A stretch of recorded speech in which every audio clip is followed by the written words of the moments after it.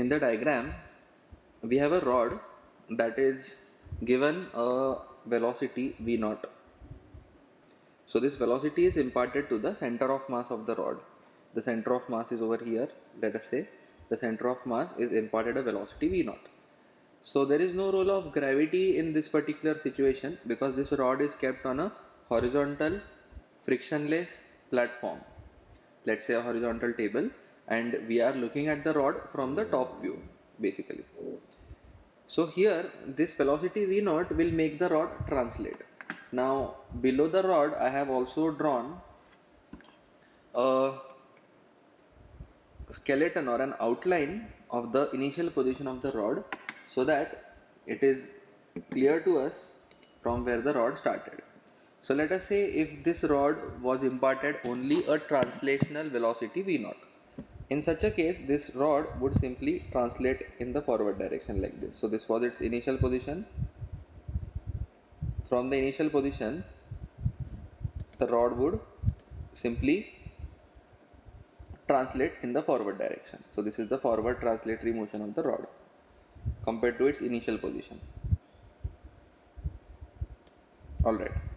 Now, if this rod were to be given an angular velocity omega as well, let us say in the clockwise direction, then this rod would not only translate because it has a velocity v naught for translation, but this rod is also likely to rotate. So this is how the rod will rotate if it was given a angular velocity omega. So this rotational motion can be combined with translational motion, and then the actual motion of the rod would be a combination of the two, meaning the rod would be translating in the forward direction as well as rotating essentially.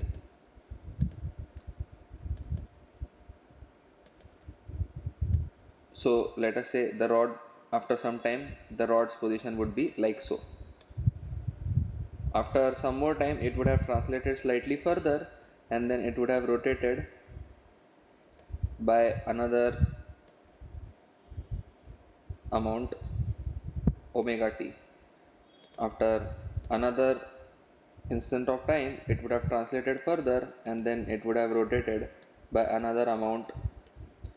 After some time more it would have translated further, and it would have rotated by a certain amount more. So this is how the motion of the rod will proceed. Typically in such a scenario, what we are typically asked to do is to find out the point on the rod that is instantaneously stationary when this rod is initially given an impulsive velocity v naught. So why would the point be instantaneously stationary?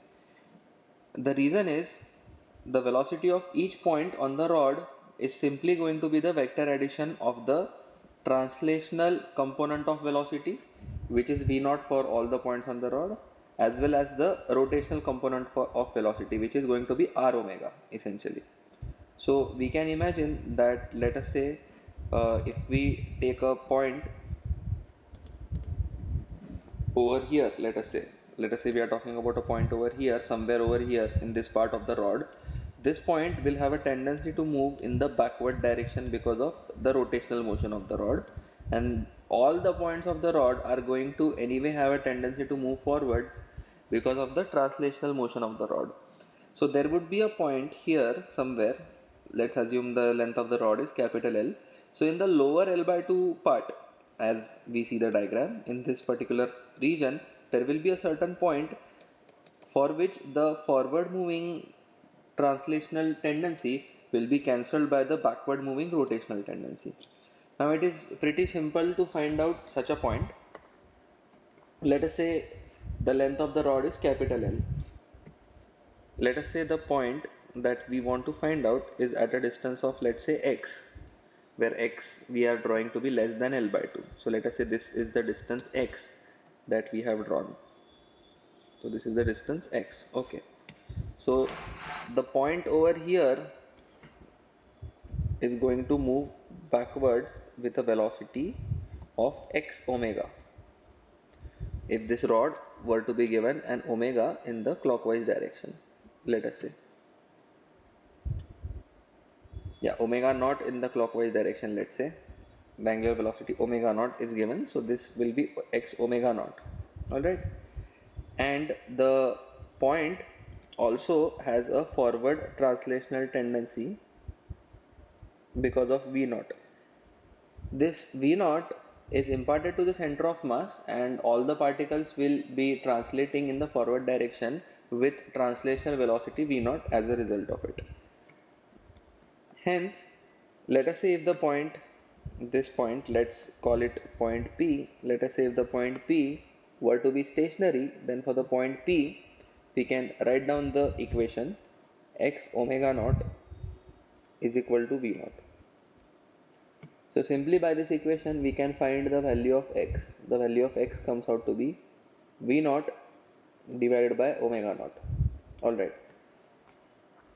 Now, in order for complicating this question, because we like complicating stuff once in a while in order to understand physics deeply, in order to complicate this further, let us say this velocity v naught is not given. Let us say what is given instead is an impulse j that was applied initially at a height, let us say h, from the center. Now if this was given, then we can easily find out, if let us say this impulse j were to be given at a height h from the center, then we can easily find out that this impulse j, initially the rod is stationary, let's assume. So this j is going to result in change in momentum of the rod. So j is going to be equal to mv naught. That means we know that v naught is j divided by m. Alright. And let us say we do not know omega naught, but this impulse also gives an angular impulse. So j into h is going to be equal to the change in angular momentum. Now this is a one-dimensional rod, and about its center the moment of inertia is going to be equal to ml square by 12. So angular impulse is going to be change in angular momentum. So this is going to be ml square divided by 12 into omega naught, that is j h. Okay, therefore jh into 12 divided by ml square, this is going to be equal to omega naught.